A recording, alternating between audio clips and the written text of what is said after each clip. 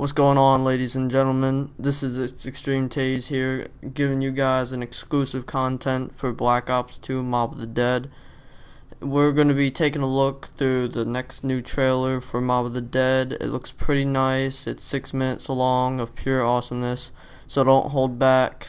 And this is going to be released to all Xbox users on April 16th. It will be free to if you have the season pass, and it will cost 1,600 of Microsoft points if you don't.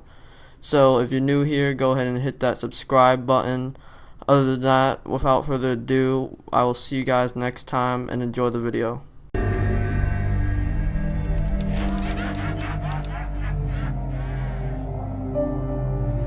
Where are we going from here? Where do we go?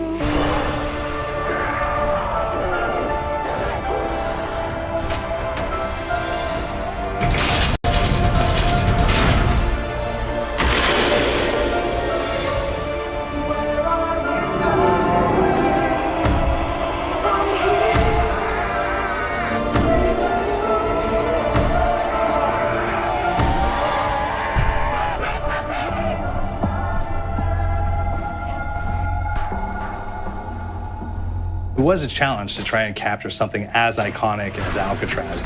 You know about this. This is arguably the most famous prison in the world, and now you're in it. Just the space, the physicality of it, because it's quite claustrophobic. When modern day prisons are designed, they really consider not intimidating people or making the spaces, as least stressful as possible. Well, Alcatraz didn't suffer from those restrictions. They did the research, they went out, studied Alcatraz, not just from books or internet. They were actually there to feel the environment, so it really sets a mood that gets you a little spooked. Well, we kind of started with the base layout of Alcatraz. The entire island we ended up roughing out in kind of a white box form, and then figuring out what play spaces we wanted to use out of that, what would be the most interesting areas to play in, and the connections between spaces, and spaces that the public doesn't necessarily get to go into. We really did a lot of pushing to really enhance that psychological horror aspect that we're really looking for. And this is a really good opportunity to really tell something special. Like I got stuck right through the gates to hell! This time around, I feel like it's been identified that there are these side missions that you're going to go out and try to accomplish. Al and the rest of the groups put together this escape plan, but the point is to get the parts and assemble this plane so they can get off the island. We did something new for the first time. We have actually contextual music that goes off. So that's a first for zombies. And it's all based around this horror thriller aspect. Every location will have a specific stinger that you hear when you find it, when you discover it, when you start unraveling the story. We start building on the music that you're hearing, and it's really enhancing that experience and going along with it in parallel.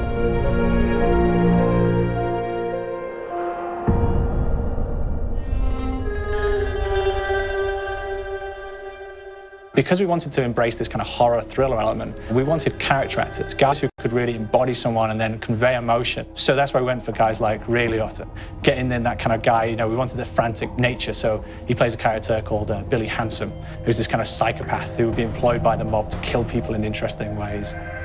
Chaz Palminteri, he plays a guy called Sal DeLuca, an old mob boss. Michael Madsen playing Finn O'Leary. He's kind of worked himself from the floor, from the streets. He's got his hands dirty in the blood and the guts a couple of times. And then we had Joe Pantoliano, and he plays Arthur Arlington, who's nicknamed the Weasel. Those guys, they bring a quality and a subtlety and timing that you can't really identify or try to recreate. Bring it on, you dirtbags! You start off in the afterlife mode, and that's just going to be what's going on. You're going to try to solve the mystery from the second you start. Afterlife, to me, brings a new element, like a new puzzle element. It forces me to think a little bit more or look for the clues or kind of think of zombies on a slightly deeper level. You see clues throughout the map that tell you, ooh, perhaps if I'm in the afterlife, I can interact with this object, or there's some puzzle going on here that I need to be in the afterlife. Back east, I whacked a dirty dentist with one of these. Took forever, too. Alcatraz has a Civil War kind of fort background before it turned into a penitentiary. And so we had this kind of backstory, the idea that the warden would have collected Civil War weaponry. And one of them is a blundergat. It's a fictional weapon, but the idea of the combination between a blunderbuss and a Gatling gun. And possibly, it might be a way of upgrading it to a more fantastical weapon that the players may find. You all gotta go sometime? You just went now. There's one main zombie, one big zombie that's going to come through and wreak havoc on your life. He'll lock down the perk machine, he'll close down the box, so you have to pay to get that open again. So you don't want him to interfere with your process. Now's a good time to pick a fight. It's a fun challenge. It keeps things moving forward. In terms of perks, we have a new perk called Electric Cherry. When you reload, it gives a shock around you, which scales over time. I was asking for increased ball. There is so much to experience in this map. Every time I play it, there's a new tactic to take, a new experience, a new objective to go for. But there's also this layer of things that we aren't exactly exposing to the players right off the bat and will need to be discovered. Don't let me go. Is it the calling we hear?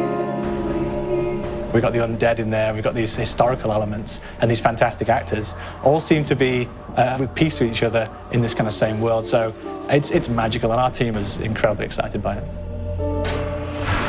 Is it the calling?